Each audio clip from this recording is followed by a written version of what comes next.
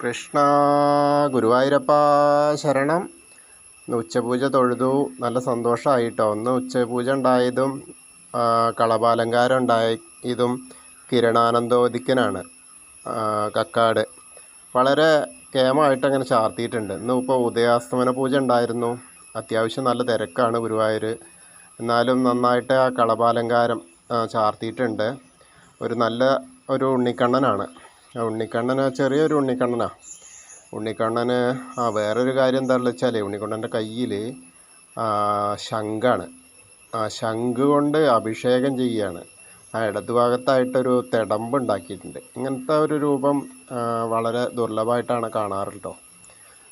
തിടമ്പിനെയാണ് ശരിക്കും ഇപ്പം എന്താ വെച്ചാൽ എല്ലാവരും അഭിഷേകം ചെയ്യലൊക്കെ ഗുരുവായൂരപ്പനല്ലേ.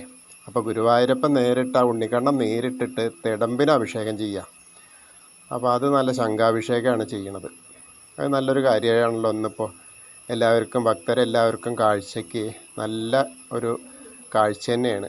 കാരണം ഭക്തർ സേവിക്കുന്ന ഭഗവാൻ അതുപോലെ തന്നെയാണ്. അപ്പോൾ ആ തിടമ്പിൽ വസിക്കാറുണ്ടല്ലോ ഗുരുവായൂരപ്പൻ. അപ്പോൾ ആ തിടമ്പിനെയും കൂടി അഭിഷേകം ചെയ്യുകയാണ്.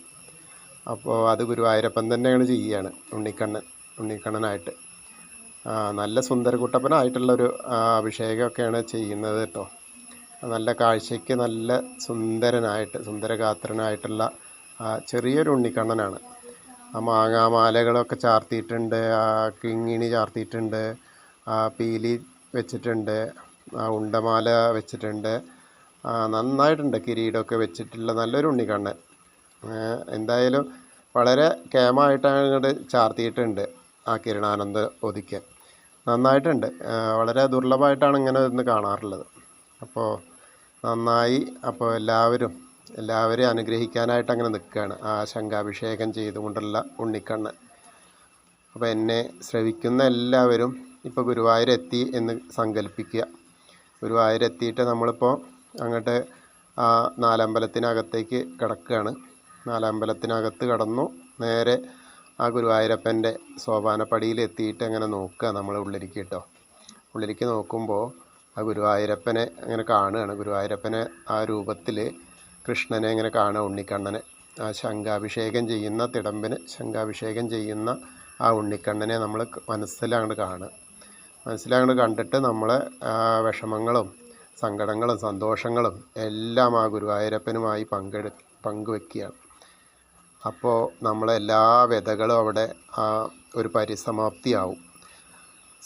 സങ്കടങ്ങളായാലും സന്തോഷങ്ങളായാലും എല്ലാം ഗുരുവായൂരപ്പനിൽ അർപ്പിച്ചു കഴിഞ്ഞാൽ നമ്മളെ മനസ്സും ശരീരവും ഒക്കെ ശുദ്ധമാവും. അപ്പം എല്ലാവരും ആ ഒരു ഗുരുവായൂരപ്പനെ അങ്ങോട്ട് ധ്യാനിക്കുക. എന്നിട്ട് നമ്മൾ ഇതൊക്കെ പറയുക കേട്ടോ. അപ്പം എല്ലാവരും അത് കേൾക്കുക. എല്ലാവരും ഇന്നത്തെ കളഭാലങ്കാരം ശ്രവിക്കുക. ആ പുണ്യം എല്ലാവരിലേക്കും കിട്ടട്ടെ. അപ്പോൾ എല്ലാവർക്കും ഇത് പകർന്നു നൽകുക. പറ്റാവുന്നവർ ഇഷ്ടപ്പെട്ടവരൊക്കെ ഉണ്ടെങ്കിൽ ഇതൊക്കെ ഒന്ന് ലൈക്ക് ചെയ്യുക, കമൻറ്റ് ചെയ്യുക. കമൻറ്റിൽ ഞാൻ മറുപടി തരാം. എല്ലാ ആവശ്യങ്ങളുടെയും ഒക്കെ പറഞ്ഞോളൂ.